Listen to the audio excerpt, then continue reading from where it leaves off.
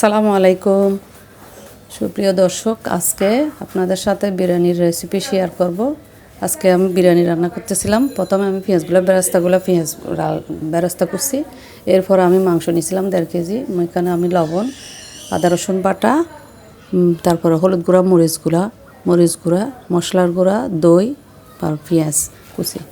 বেরেস্তাগুলো ঢেলে দিছি, ওখানে তেলগুলোও ঢেলে দিছি। আমি দিয়ে ম্যারিনেট করে রাখছি, 20 মিনিট রেখে দিছি। এরপরে চুলায় একটা পাত্র দিয়ে আমি বসাই, তারপরে ওখানে তেল দিছি, তারপর গরম মশলা দিয়ে মাংসগুলা সুন্দর করে রান্না করে ফেলছি। মাংস নামানোর আগে আমি আবার ওখানে আলু দিছি 2টা গরুর মাংসর ভিতরে।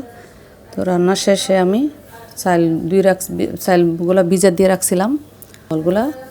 তারপরে চুলায় একটা পাতিল বসাইছি, দিয়ে তো আগে মাংসগুলো আমি রান্না করতেছিলাম। ওই পাশে আমি গরম পানি দিয়ে রাখছি চুলায় ভাতের জন্য।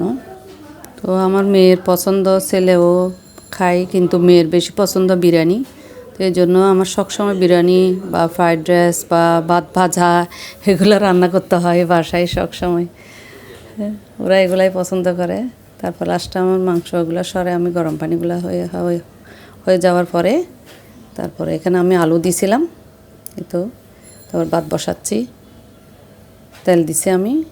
তেল দেওয়ার পরে তারপর দিছি গরম মশলা, তারপরে শাহি জিরাও দিছি।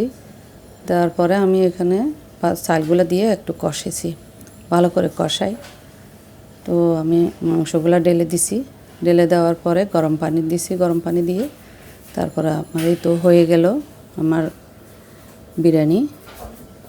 তো আপনারাও এরকম বাসায় বাচ্চাদের খুশির জন্য সবসময় সপ্তাহে একবার হলে ওদের জন্য ভালো করে একটা রান্না করবেন, তারপরে ওদের উৎসাহ থাকবে। তো আমরা তো ছেলে মেয়ে নিয়ে বাইরে ঘোরাফেরা করতে পারি না পড়ালেখার জন্য। তো মাঝে মধ্যে বাচ্চাদেরকে উৎসাহ দিতে হয়। তো এই তো আমার হয়ে গেল বিরিয়ানি রান্না। তো আল্লাহ হাফেজ। কেমন লাগলো? ভালো লাগলে লাইক, শেয়ার, কমেন্ট করবেন। আল্লাহ হাফেজ।